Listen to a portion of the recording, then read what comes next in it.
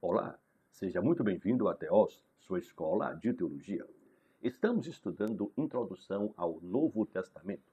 Vamos para a nossa quinta aula. Na primeira, estudamos sobre o significado e o conteúdo do Novo Testamento. Na segunda, estudamos sobre o mundo político desse Novo Testamento. Na terceira aula, o mundo social. Na quarta aula, o mundo econômico. Nessa quinta aula, estudaremos sobre o mundo religioso do Novo Testamento, focando no pluralismo religioso do mundo greco-romano. E, além disso, vamos focar nos desafios ao cristianismo primitivo. Então, a finalidade desta nossa quinta aula é analisar as expressões religiosas predominantes desse mundo greco-romano, como o panteão dos deuses, o culto imperial, as religiões de mistério, o cristianismo e as filosofias, destacando como o cristianismo se afirmou como uma fé exclusiva em meio a um contexto plural e totalmente sincrético. Iniciemos a nossa aula afirmando que o mundo no qual foi gerado o Novo Testamento era um mundo saturado por deuses pagãos. Então, o cristianismo não começou a sua implantação num vácuo religioso, em que encontrasse os homens em branco à espera de alguma coisa em que acreditar. Não, pelo contrário. A nova fé em Cristo teve de lutar para abrir o seu caminho contra crenças religiosas enraizadas que vigoravam havia séculos.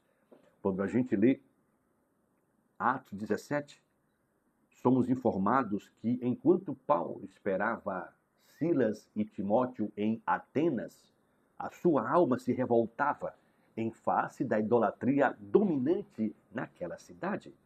Esse texto prova que o mundo do Novo Testamento era um vasto mosaico religioso. No Império Romano, religião e vida pública eram inseparáveis. Os vários deuses permeavam todos os aspectos da existência, desde a política até o lar.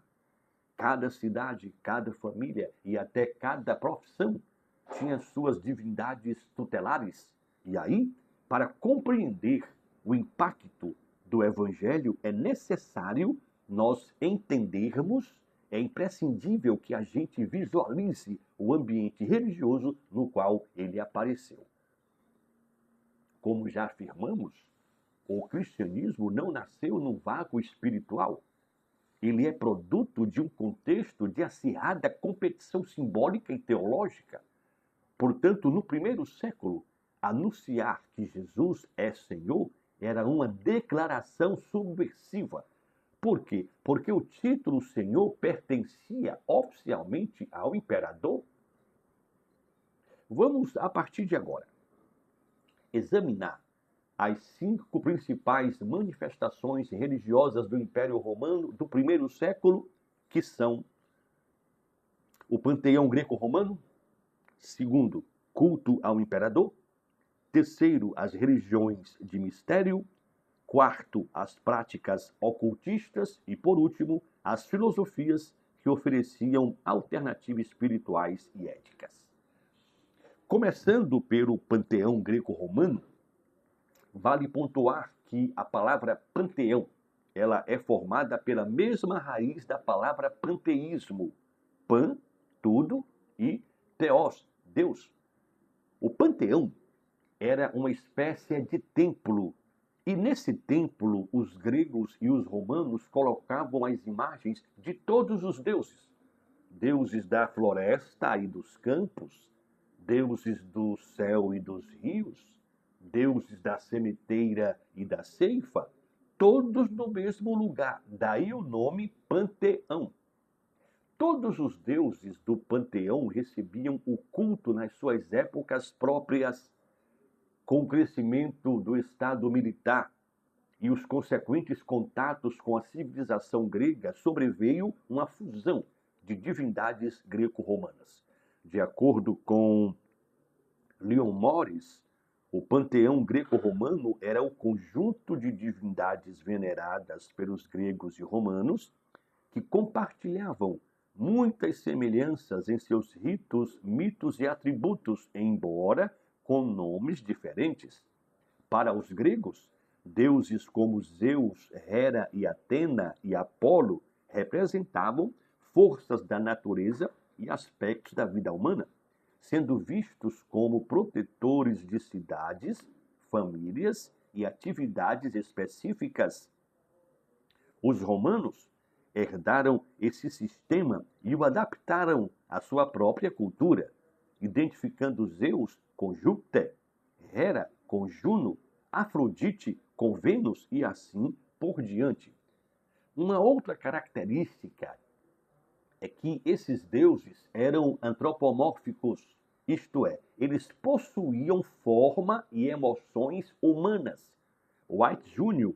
afirma que, embora considerados imortais pelos seus adoradores, esses deuses estavam sujeitos a paixões, imoralidades, erros e rivalidades, revelando uma visão de divindade profundamente marcada por imensas limitações humanas, o que caracteriza que eram divindades concebidas pela natureza humana caída.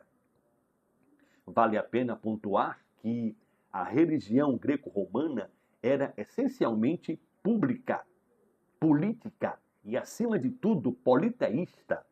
Em Atos 14, quando Paulo e Barnabé, na cidade de Listra, são confundidos com Júpiter e Mercúrio, nós temos aí um claro reflexo da mentalidade politeísta que associava milagres a manifestações divinas.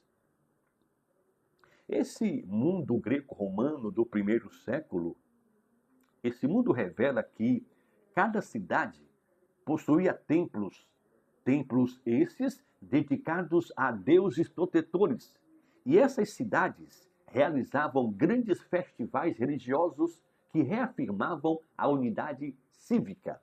Segundo Everett Ferguson, o panteão greco-romano era uma síntese entre a tradição helênica e o pragmatismo romano. Os romanos, ao expandirem o império, absorveram os deuses das culturas conquistadas, reinterpretando-os segundo o seu sistema cívico-religioso. Por sua vez, N.T. Wright vai afirmar que a religião tinha caráter funcional e político. O objetivo não era a salvação pessoal, mas garantir aquilo que é chamado de Pax Deorum, ou seja, a harmonia entre os deuses e o Estado. O sacrifício público mantinha essa paz e a impiedade era vista como ameaça a essa estabilidade social. Então, o objetivo era garantir a prosperidade do Estado, a proteção divina mediante sacrifícios e rituais apropriados. A adoração era, portanto, mais um dever cívico do que uma relação espiritual. Como observa J. Carson, a religião pagã era transacional e ritualística, interessada em apaziguar divindades instáveis, sem oferecer resposta definitiva para o problema do mal e da culpa. Sob a ótica do cristianismo, o panteão greco-romano representava a manifestação da idolatria natural do coração humano. Calvino afirma que o coração do homem é uma fábrica de ídolos, ou seja, há na criatura uma tendência natural, por causa do pecado, de substituir o Criador pelas criaturas. Os deuses pagãos expressam essa distorção daquilo que Calvino vai chamar de sensus divinitatis.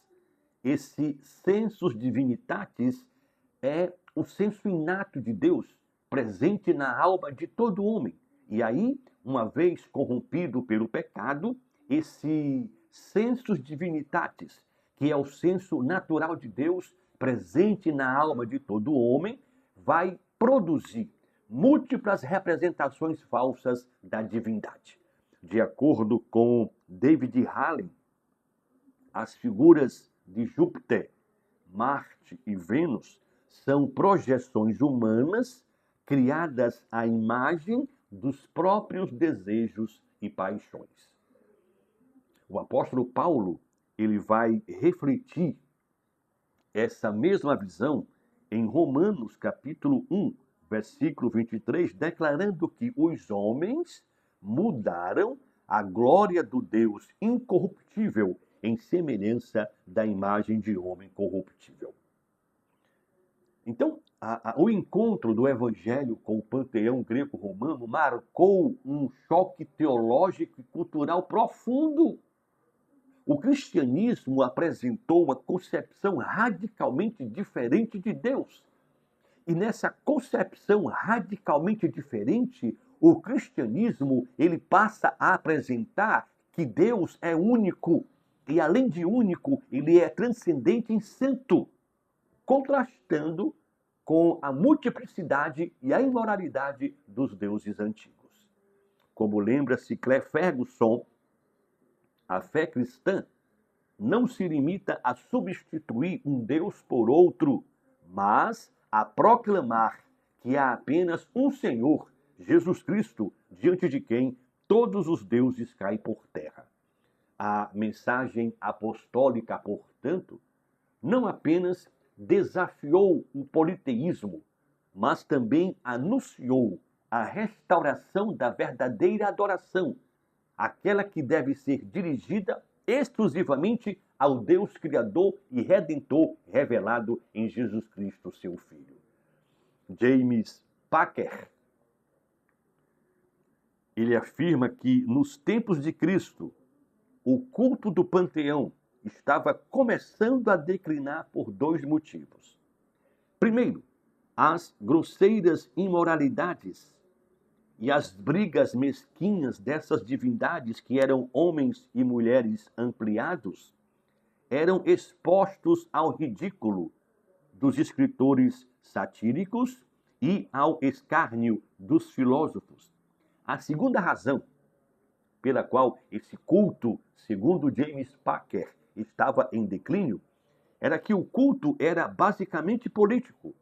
A pessoa era adoradora de determinado Deus porque acontecia de viver numa cidade em que tal Deus era o patrono. Quando essa pessoa mudava de cidade, ela mudava também de Deus, não havia fidelidade. Vamos agora a estudar e falar um pouco sobre religião e política, destacando o culto ao imperador, que é a segunda principal manifestação religiosa do Império Romano. O culto ao imperador foi uma das expressões religiosas mais características do Império Romano. E esse culto exerceu grande influência sobre o contexto religioso do primeiro século, exclusivamente no Novo Testamento.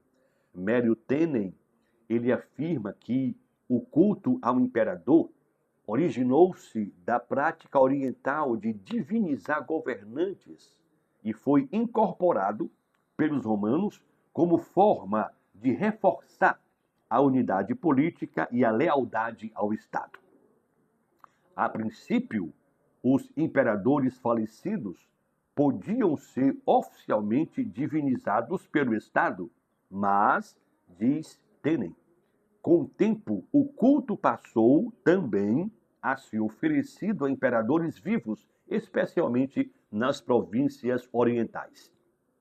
Assim, templos, sacerdotes e festivais foram estabelecidos em honra de César, que era chamado de Dominus et Deus, Senhor e Deus, caminhando na mesma direção. Justo Gonzalez, ele afirma que o culto imperial surgiu como expressão de lealdade e ferramenta de coesão do império.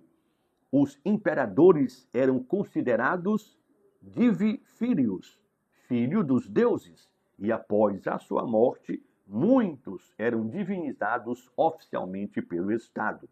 No Oriente helenístico, onde o costume de adorar governantes já existia, o culto vivo ao imperador prosperou.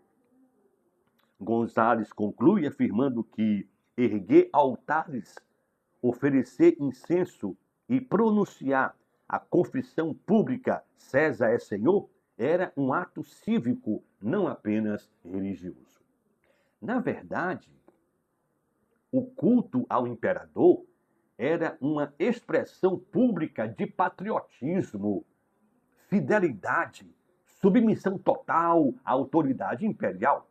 Por esta razão, esse culto ao imperador possuía uma forte dimensão política e cívica.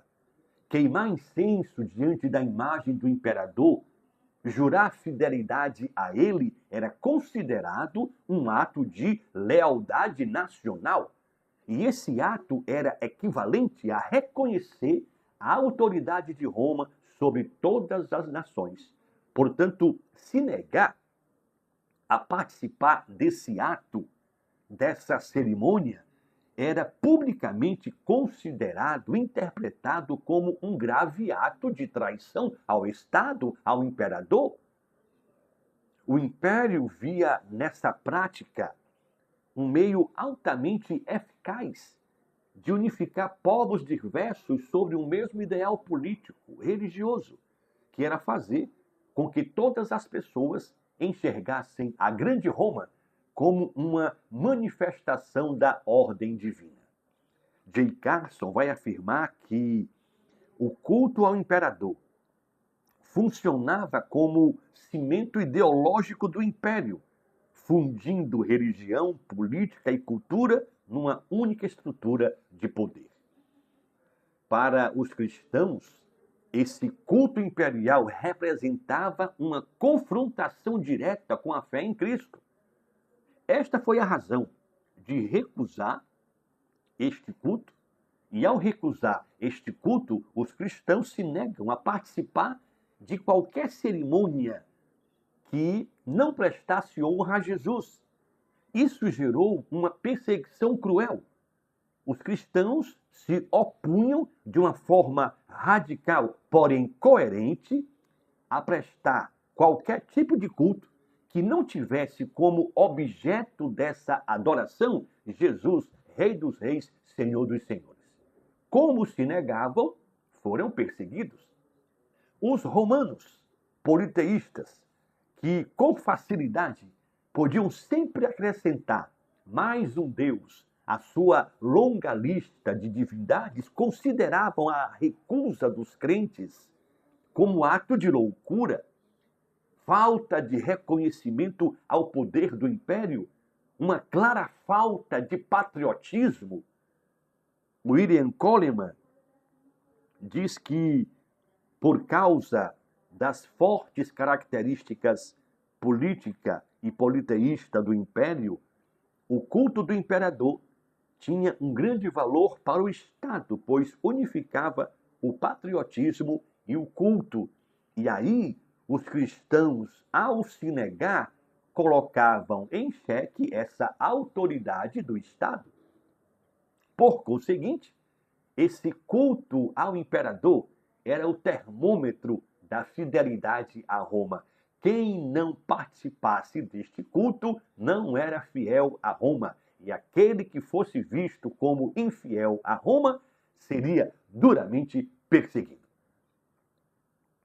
A confissão cristã de que Jesus é o Senhor, Kyrios Jesus, entrava em choque frontal com a exigência estatal de declarar César é Senhor, Kyrios Kaiser. David Halley, ele diz que recusar tal culto, além de ser um ato de infidelidade espiritual, também era um grave ato de traição ao Estado. E isso fez com que muitos cristãos fossem perseguidos, presos, torturados e mortos. A escritura de Apocalipse, capítulo 13, versículos 4 e 15, vai refletir essa tensão, Estado e cristianismo, ao retratar a besta e a sua imagem como símbolos do poder imperial que exige adoração. Apocalipse 13, versículo 4 e 15. Símbolo do poder imperial que exige adoração. Então, esse texto, visto à luz do culto ao imperador, vai refletir de modo simbólico e altamente teológico a realidade do poder político romano divinizado. O dragão que aparece nesse texto de Apocalipse 13 representa Satanás, a fonte espiritual do mal, da falsa adoração, enquanto que a besta simboliza o Império Romano e os seus governantes, que exigiam veneração, reivindicando para si atributos divinos. No contexto do primeiro século, essa imagem remete diretamente à idolatria política do Império Romano, no qual o imperador era exaltado como Senhor e Deus.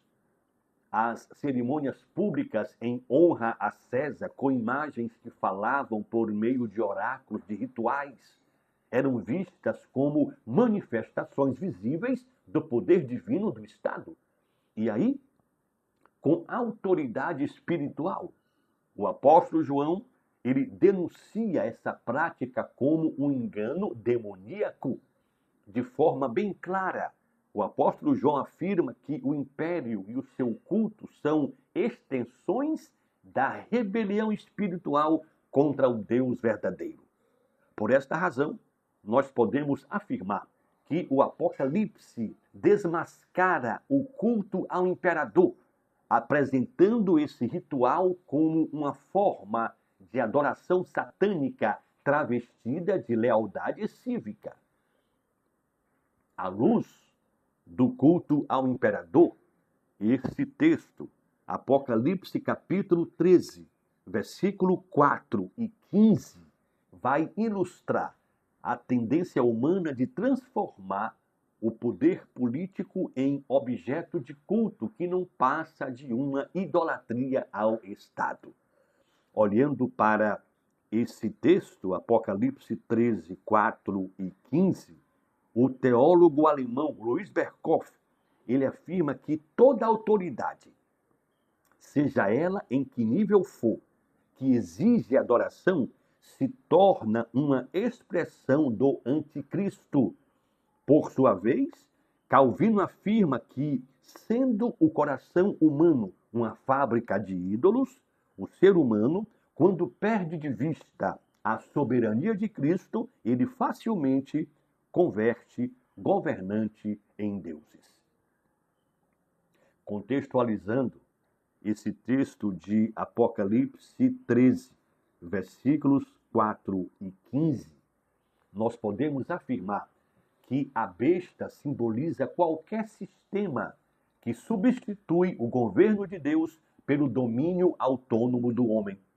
Na verdade, Apocalipse 13, versículos 4 e 15, é uma crítica profética à divinização do poder terreno e uma afirmação do senhorio exclusivo de Jesus Cristo, único Senhor.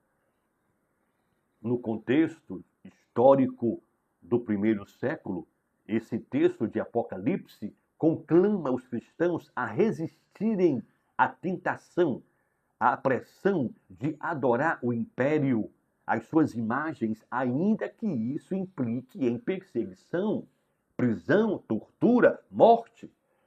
Diante da arrogância de Roma e de todo o sistema político que se exalta como absoluto, o apóstolo João, ele proclama que apenas o Cordeiro é digno de receber poder, honra e glória. Aleluia! Portanto, o culto ao imperador, com toda a sua pompa, com toda a sua pretensão divina, é, na verdade, revelado como uma paródia perversa da verdadeira adoração devida somente ao Senhor Todo-Poderoso. Como destaca o teólogo Hermann Bavinck, a fé cristã subverteu a idolatria política do império ao proclamar que toda a autoridade humana é derivada e limitada pelo senhorio absoluto de Jesus Cristo. Sob a perspectiva da mensagem cristã, o culto ao imperador ilustra o perigo da idolatria institucionalizada, quando o poder político busca ocupar o lugar de Deus.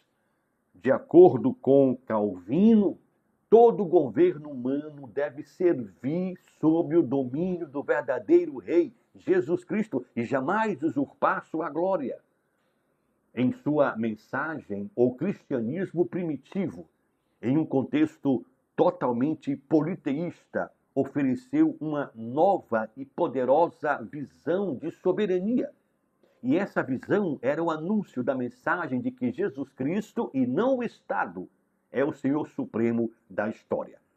Essa poderosa convicção, ela moldou a consciência cristã e permanece atual, lembrando a igreja que sua lealdade última pertence somente a Cristo, Rei dos Reis, diante de quem todo poder terreno deve se curvar. Glória a Deus.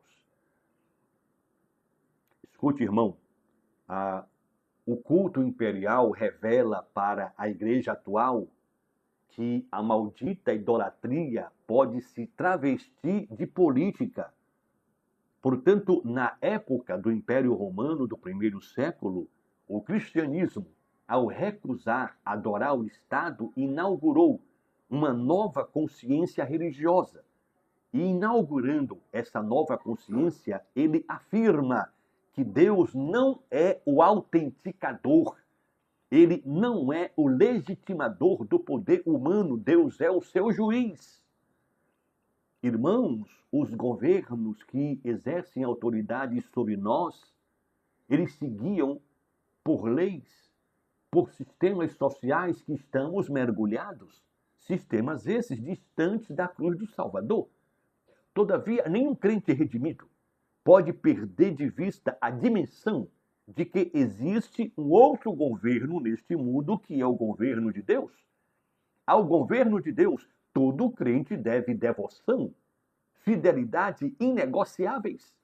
Exatamente porque nós oramos, venha a nós o teu reino, todo crente precisa orar a Deus e suplicar humildemente discernimento e coragem para se comprometer até as últimas consequências com o governo de Deus. No primeiro século, diante da obrigação do Estado de prestar culto ao imperador, os crentes disseram não. Diante disso, surge a pergunta: é correto desobedecer às autoridades? Depende. Quando essa autoridade se transforma em autoritarismo, quando a minha submissão se transforma em subserviência, anulando a palavra de Deus, sim. Sim, a autoridade deve ser desobedecida, seja ela do Estado, da família ou da igreja. Quando os decretos do governo humano entram em conflito com os mandamentos de Deus, como ocorreu no primeiro século, os crentes devem ter coragem para afirmar antes: importa obedecer a Deus do que aos homens. Quando César quer ir além da autoridade que lhe é delegada por Deus e está invadindo o território da igreja, os crentes devem ter coragem para dizer não às exigências não legítimas de César, seja ela na forma do Estado, da família ou da igreja. Que o Senhor nos guie, que o Senhor nos ajude a perceber por onde caminhamos, a fim de que nós possamos andar em santidade, justiça e sinceridade de coração diante do Senhor. Estudando sobre o mundo religioso do Novo Testamento, aprendemos que existem 5 principais manifestações religiosas. Nós já destacamos 2, o panteão greco-romano e o culto ao imperador. Vamos à terceira, as religiões de mistério, com as suas falsas promessas de imortalidade. As religiões de mistério do primeiro século, em meio ao mundo helenístico e romano, como expressões da busca humana por transcendência e segurança espiritual, se tornou bem comum. Diante da frieza do racionalismo grego, diante da impessoalidade dos deuses olímpicos, muitos homens e mulheres foram atraídos por cultos que prometiam uma comunhão íntima com a divindade, prometiam uma esperança de vida após a morte. F.F. Bruce vai afirmar que esses cultos oferecidos por essas religiões de mistério eram chamados mistérios por causa dos seus ritos secretos. Essas reuniões envolviam iniciações, juramentos de silêncio e experiências simbólicas que pretendiam garantir ao iniciado a participação da imortalidade divina por causa da prática desses ritos. Segundo Justo Gonzalez, essas religiões de mistério vinham principalmente do Oriente e se difundiram em todo o Império. Entre os cultos mais conhecidos estavam os mistérios de Ísis e Osíris do Egito, que prometia vida após a morte. Depois vinha o mitraísmo da Pérsia, que era um culto masculino popular entre os soldados romanos. O mitraísmo afirmava que havia graus de perfeição e a finalidade era alcançar o último grau através da participação em banquetes sagrados realizados em mitréus, que eram templos subterrâneos, escuros e sem janelas, projetados para imitar cavernas.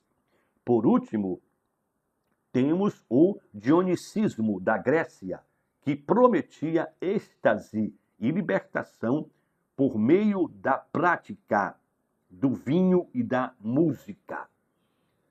Todas as religiões de mistério prometiam redenção pessoal, purificação moral, imortalidade em um mundo ansioso por sentimento espiritual, por algo que desse sentido à existência. Esses temas, eles ressoavam como prenúncios de uma vida cheia de propósito.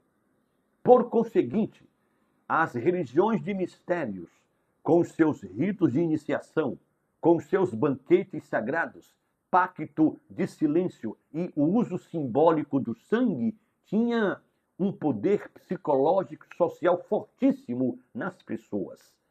Segundo Everett Ferguson, essas religiões compartilhavam certos elementos comuns, como a ideia de um Deus que morre e renasce, o uso de rituais de purificação, bem como o oferecimento de uma promessa pessoal de salvação ou imortalidade.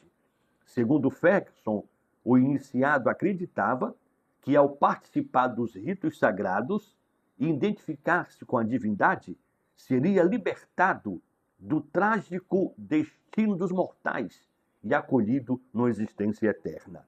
No entanto, essa imortalidade era uma ilusão mística baseada em experiências emocionais e simbólicas, sem qualquer fundamento na revelação divina registrada nas Escrituras. As religiões de mistério apelavam aos sentimentos, aos sentidos, oferecendo uma espiritualidade exclusivamente subjetiva e sensorial, distante da verdade objetiva da palavra de Deus. À luz do Evangelho, essas práticas promovidas por essas religiões de mistérios representavam tentativas humanas de alcançar a redenção por meios próprios, sem, no entanto, reconhecer a necessidade de um Salvador real, pessoal e histórico. Enquanto os mistérios prometiam imortalidade através de ritos secretos, o Evangelho anunciava, através da sua mensagem, uma vida eterna como dom gratuito da graça de Deus recebidos pela fé em Jesus Cristo. Segundo o teólogo Herman Bavinck, todas as religiões naturais são expressões da nostalgia do homem caído, que anseia por Deus, mas carece da revelação objetiva e redentora que somente se encontra em Cristo Jesus, nosso Senhor. Então, essas religiões que ofereciam esses mistérios pagãos não eram pontes para o divino, eram sombras enganosas da verdadeira comunhão com o Criador. Por esta razão, nós podemos afirmar que as religiões de mistério do primeiro século demonstram claramente duas verdades. Primeira, o anseio espiritual do mundo antigo por redenção e eternidade. Segunda, revelam a incapacidade do ser humano de salvar-se por seus próprios esforços. As promessas de imortalidade feitas por estas seitas, essas religiões de mistério, eram falsas. Por que eram falsas? Porque se fundamentavam em mitos, ritos humanos, e não na obra redentora de Deus na história. Segundo J. Carson, somente o cristianismo ofereceu uma resposta verdadeira à angústia da morte, proclamando a ressurreição de Cristo como o fundamento da esperança eterna. Como afirmava Calvino, fora de Cristo não há nada senão morte e destruição eterna. Essa é uma verdade que contrasta de modo absoluto com as promessas vãs das religiões de mistério. F.F. Bruce, ele afirma que no cristianismo do primeiro século, o batismo e a ceia do Senhor também eram ritos de iniciação e comunhão. Todavia, esses ritos diferenciam essencialmente dos ritos das religiões de mistério, porque eles não eram mágicos, mas sacramentos baseados na fé e na obra redentora de Cristo, não em rituais secretos. Então, se por um lado as religiões de mistério revelavam a sede espiritual do homem antigo, por outro, o cristianismo ele responde a esta sede não com mistério oculto, mas com a revelação histórica do Deus encarnado, Jesus Cristo, nosso Senhor. Aleluia! Estudando sobre o mundo religioso do Novo Testamento, nós aprendemos que existem 5 principais manifestações religiosas. Já destacamos 3. O panteão greco-romano, o culto ao imperador e as religiões de mistério. Vamos à penúltima, a quarta, o ocultismo e a adoração do misterioso. No primeiro século, irmão, o mundo greco-romano estava impregnado por uma profunda atração pelo oculto, por aquilo que está atrás da cortina, pelo misterioso. Magia, astrologia, necromancia eram práticas bem comuns. A magia era vista como meio de controlar o destino, manipular forças divinas. A racionalidade filosófica grega coexistia com uma religiosidade popular marcada pela busca de poderes sobrenaturais e conhecimentos secretos. Magos, adivinhos, astrólogos, feiticeiros, videntes eram figuras comuns nas cidades do Império Romano, oferecendo poder, apresentando respostas espirituais para todas as incertezas da vida. Essa atmosfera de sincretismo, ela favoreceu o florescimento de práticas ocultistas que mesclavam elementos orientais, egípcios, babilônicos, gregos e apresentava-se como um caminho de sabedoria superior e domínio das forças invisíveis. Isso atraía as pessoas. O homem antigo, inseguro diante do futuro, com medo da morte, via nesse ocultismo uma tentativa de controlar o desconhecido. Essa adoração do oculto também se manifestava em cultos, seitas que prometiam acesso a segredos divinos reservados a poucos iniciados. A gnosis, isto é, o conhecimento, ele era considerado um poder que libertava o indivíduo da ignorância e do mundo material. E essas ideias, mais tarde, influenciaram o gnosticismo do primeiro século. Essas seitas ocultistas, com seus ritos secretos, misturavam mitos antigos, filosofias platônicas, elementos mágicos e aí produziam uma espiritualidade elitista e totalmente mística. Matthew Tenney, ele afirma que, ao contrário da fé cristã, que se baseia na revelação pública de Deus em Cristo, o ocultismo cultivava o segredo, o enigma, o mistério, o esoterismo, elementos que fascinavam as massas cansadas de uma religião estatal, formal e fria. Os apóstolos, os crentes do primeiro século, enfrentaram diretamente essa dura realidade espiritual totalmente satânica. O livro de Atos, ele vai registrar 2 emblemáticos episódios. O primeiro é o confronto de Pedro em Samaria com Simão, o mágico de lá. Atos capítulo 8. Depois, Atos 19, nós temos a pública renúncia de livros de magia feito pelos convertidos da cidade de Éfeso. Vale pontuar que a cidade de Éfeso era um dos grandes centros de ocultismo conhecido pelos livros mágicos, pelos seus encantamentos no Império Romano. Quando o evangelho chega em Éfeso, o poder espiritual de Cristo confronta de forma direta essas práticas malignas e muitos dos que haviam praticado artes mágicas trouxeram seus livros e os queimaram diante de todos, renunciando essa prática demoníaca.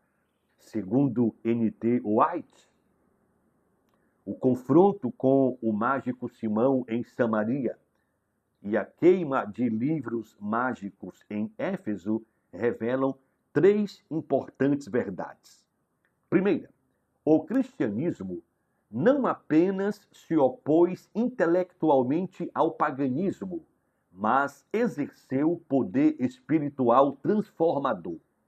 Segundo, White diz que o evangelho libertava não apenas da ignorância, mas das trevas espirituais. Terceiro, o cristianismo primitivo via o ocultismo como uma manifestação das trevas espirituais que escravizavam a humanidade. João Calvino e Martinho Lutero, eles entenderam que essas práticas não passavam de expressões da idolatria e da rebelião contra a soberania de Deus. Calvino afirmou que o homem, uma vez afastado da verdade divina, ele vai inventar falsos mistérios para se consolar na escuridão da sua própria ignorância. Portanto, o ocultismo e a adoração do misterioso no primeiro século revelam não apenas curiosidade espiritual, mas, acima de tudo, vai revelar a distorção da busca por Deus fora da sua revelação, que é a Santa Escritura. Léuri Hurtado, ele diz que, ao procurar segredos divinos e poderes ocultos, o homem tentava substituir a fé na palavra pela magia, a confiança em Deus pelo domínio do desconhecido. O Evangelho, porém, dissipou essas trevas, revelando que o verdadeiro mistério, outrora oculto, foi manifestado em Cristo. A Escritura de Colossenses 1, 26, 27 afirma: o mistério que esteve escondido durante séculos e gerações, mas que agora foi manifestado aos seus santos. A estes, Deus quis dar a conhecer a riqueza da glória deste mistério entre os gentios, que é Cristo em vocês, a esperança da glória. O cristianismo respondeu à fome espiritual do mundo antigo, não com segredos mágicos, mas com a luz da verdade que liberta e conduz à comunhão real com Deus vivo. E essa verdade que liberta é Jesus Cristo, nosso Senhor. O ocultismo representava a tentativa humana de dominar o invisível. Já o cristianismo pressupõe a submissão a um Deus soberano que governa o invisível e o visível. Aleluia! O lamentável, irmão, é que quando traçamos uma linha entre essa busca pelo oculto e pelo misterioso presente em manifestações religiosas do primeiro século, com certos comportamentos percebidos hoje em alguns segmentos ditos cristãos, percebemos uma relação muito estreita. O paralelo entre o ocultismo e a adoração do misterioso do primeiro século, comparado com certas práticas pentecostais e, sobretudo, neopentecostais, deve ser traçado com cautela, mas também com discernimento teológico. No mundo antigo, a busca pelo misterioso expressava o desejo humano de manipular o divino, de alcançar poder espiritual através de experiências estáticas, ritos secretos e manifestações sobrenaturais. De modo semelhante, em alguns contextos neopentecostais contemporâneos, observa-se uma espiritualidade centrada mais na experiência emocional, no espetáculo de um falso poder, do que, na verdade, revelada na palavra de Deus. Tanto no ocultismo antigo, como nesse neopentecostalismo, há uma tendência de substituir a fé na revelação objetiva, que é a santa palavra de Deus, a Bíblia Sagrada, única regra de fé e prática, por uma relação subjetiva e sensorial com o sagrado, baseada em sentimentalismo. O ocultismo antigo prometia poder e libertação por meio do domínio de forças espirituais ocultas. De forma análoga, semelhante, alguns setores pentecostais e o neopentecostalismo prometem vitória, prosperidade, cura mediante campanhas, atos proféticos, chaves espirituais, que são práticas que frequentemente beiram a manipulação do divino. Enquanto na igreja primitiva os apóstolos denunciavam a magia e a superstição, na atualidade, lamentavelmente, alguns líderes religiosos adotam linguagens, métodos, comportamentos semelhantes aos mágicos, determinando bênçãos, invocando anjos, amarrando demônios, profetizando vitória, declarando falsas curas, oferecendo objetos ungidos como instrumentos de poder, de unção. O pastor John MacArthur, em seu livro Fogo Estranho, ele afirma que o que muitos chamam de manifestações do Espírito Santo em certos movimentos carismáticos se assemelha mais ao misticismo pagão do que à verdadeira obra desse Espírito Santo.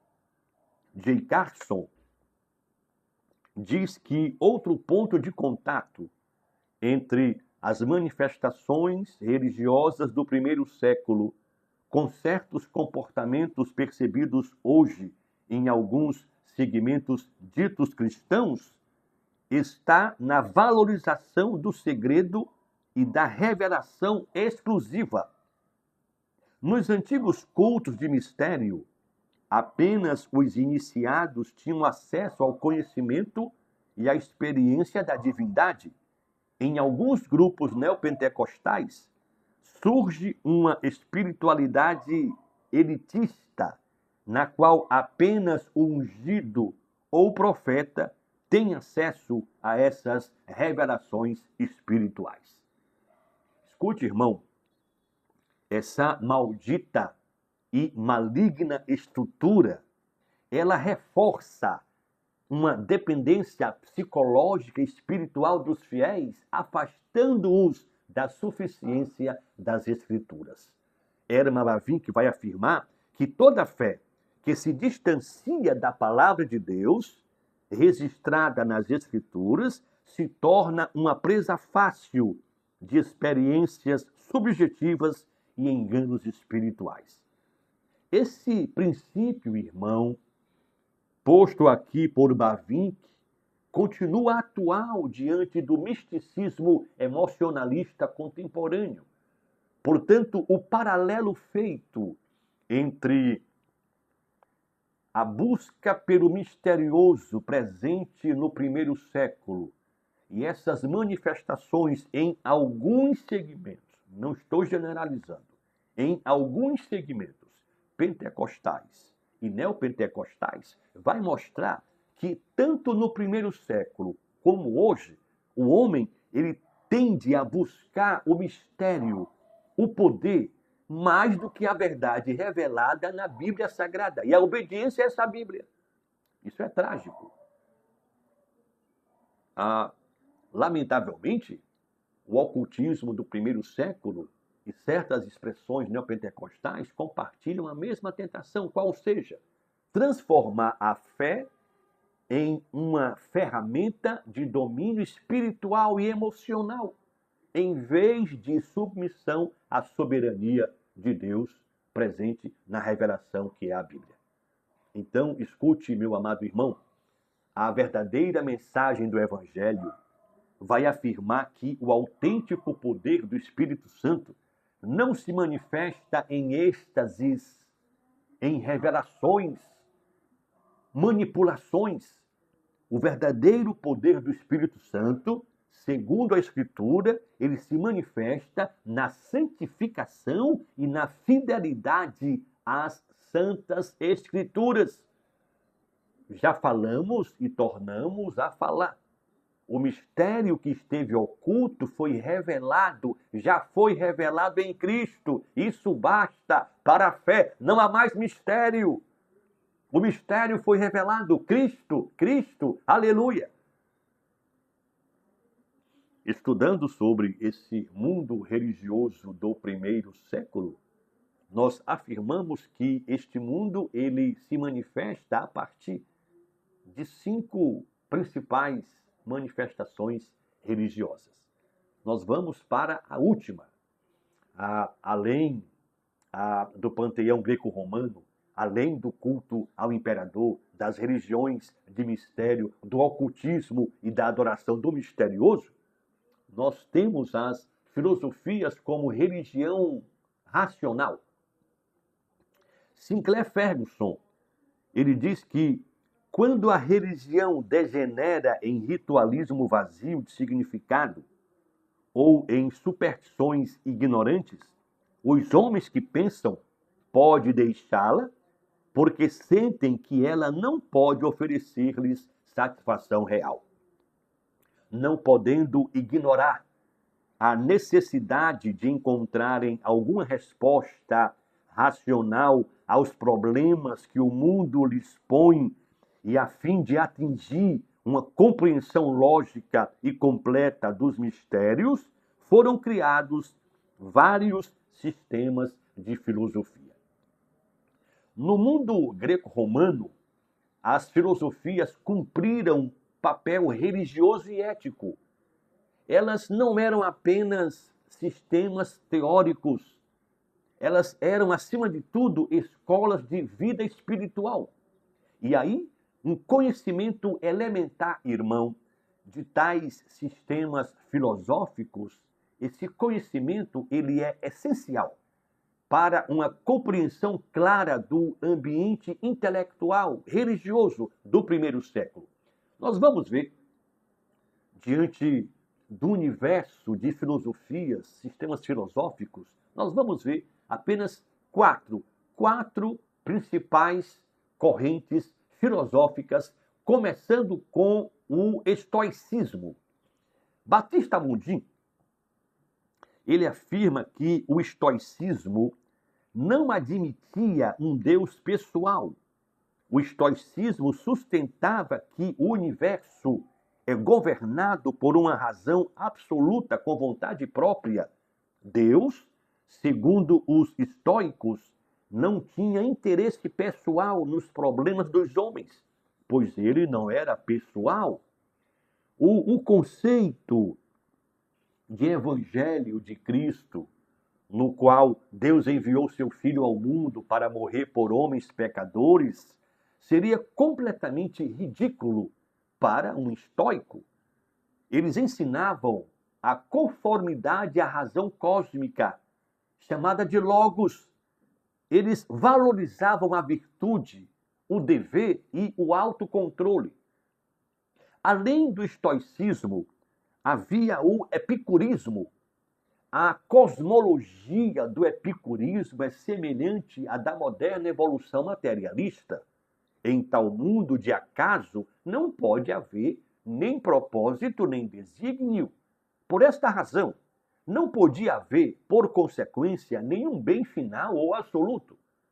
Para o epicurismo, o bem real possível era o prazer, e esse prazer era definido por eles como a ausência do sofrimento. Eles afirmavam que, uma vez que o universo teve sua origem na matéria e por acaso, então não era necessária a existência de um poder criador. O o universo nasceu por acaso. E nasceu tendo como origem a matéria. E por causa disso, não é necessário a existência de poder criador. Se é o acaso que domina o resultado dos assuntos cósmicos, então não há lugar para uma mente diretiva. Era o pensamento deles. Os epicuristas não reconheciam a existência de imortalidade. Por quê? Porque o corpo, que é composto somente de átomos, não sobrevive à vida presente. Ora, considerando esses princípios do epicurismo, não admira que os atenienses se riem do discurso de Paulo no Areópago quando ele pregou Jesus, a ressurreição. Não criam nisso, não acreditavam nisso. E quando Paulo chega no Areópago para falar de Jesus, para falar da ressurreição, riram de Paulo. Dialogando com estoicos e epicureus em Atenas, Paulo não rejeita o pensamento filosófico, não. Paulo não diz, é do diabo, não. Ele não põe por terra o pensamento filosófico. Ele submete esse pensamento filosófico à revelação cristã. E ele faz isso apresentando Cristo como a encarnação do Logos. Vocês creem no Logos? Pergunta Paulo. O Logos é Jesus. Ele é a encarnação do Logos. Aleluia! Além do estoicismo e do epicurismo, nós temos o platonismo e o neoplatonismo. O pensamento platônico é o de que o mundo ele é constituído por um universo, e esse universo é um número infinito de coisas particulares. E cada uma delas é apenas uma cópia imperfeita de uma ideia real. O mundo real, segundo Platão, é o mundo das ideias. Esse mundo material que a gente consegue enxergar, que a gente consegue tocar, ele é cópia de um outro mundo. E esse mundo é o mundo das ideias, no qual esse mundo material é apenas uma sombra. Isso é ideia de Platão. Para o platonismo, as ideias constituem a única existência real de que o presente mundo é um fraco e imperfeito reflexo. O platonismo era demasiado abstrato para obter a atenção e atingir o pensamento do homem comum. Por sua vez, o neoplatonismo era marcadamente uma filosofia religiosa baseada no dualismo platônico das ideias universais e das coisas imperfeitas. O neoplatonismo acreditava que o espírito era considerado inevitavelmente bom e o corpo inesperadamente mal, muito mal, inerentemente mal. Por esta razão, a salvação estava em eliminar todos os desejos corporais e progredir nisso até a morte, pois o aniquilamento do corpo é a salvação total. O neoplatonismo foi além do platonismo pelo seu ensino de que a obtenção da vida espiritual não seria atingida pelo esforço intelectual, mas por uma assimilação do infinito, uma vez que, pelo raciocínio, não se pode conhecer a Deus.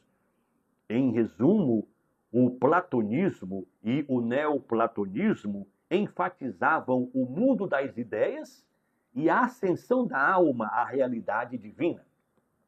E aí, por último, nós queremos destacar o gnosticismo como uma das práticas principais das correntes filosóficas principais do primeiro século. O termo gnosticismo é derivado do grego gnosis, que significa conhecimento. Esse termo é um nome comum aplicado a várias escolas diferentes de pensamento que surgiram no primeiro século da era cristã. A doutrina gnóstica era uma mistura de ensinamentos judaicos, cristãos e pagãos. Na verdade, o gnosticismo não passava de um sincretismo religioso, um amalgamado, uma mistura de ideias. Os gnósticos acreditavam que na natureza humana existe o princípio do dualismo, isto é, a alma e o corpo são duas entidades separadas, totalmente opostas. Para os gnósticos, o pecado habitava apenas no corpo, na carne, sem acarretar nenhuma consequência negativa para a alma, para o espírito. Desta maneira, o corpo era totalmente mau e o espírito totalmente bom. Para os gnósticos, por causa disso, desse dualismo, uma pessoa poderia ter uma vida física impura e, ao mesmo tempo, ser espiritualmente puro. Vale a pena destacar que, menosprezando o corpo, os gnósticos menosprezavam a encarnação do Logos de Deus, Cristo. Em Colossenses 2:8, quando afirma: tenham cuidado para que ninguém os escravize a filosofias vãs e enganosas que se fundamentam nas tradições humanas e nos princípios elementares deste mundo e não em Cristo, Paulo estava combatendo o gnosticismo. Existe uma total incompatibilidade da doutrina gnóstica e neoplatônica com o cristianismo. E aí, falando dessa incompatibilidade, F.F. Bruce aponta 3 verdades. Primeira, no gnosticismo e neoplatonismo não existe lugar para a doutrina cristã da encarnação, pois consideravam a unidade de Deus e homem, divindade e carne, simplesmente inconcebível.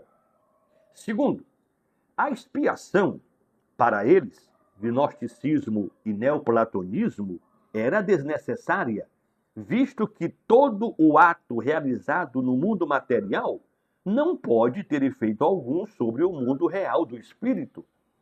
Terceiro, a ressurreição do corpo é um equívoco repugnante, visto que perpetuaria o mal da existência material.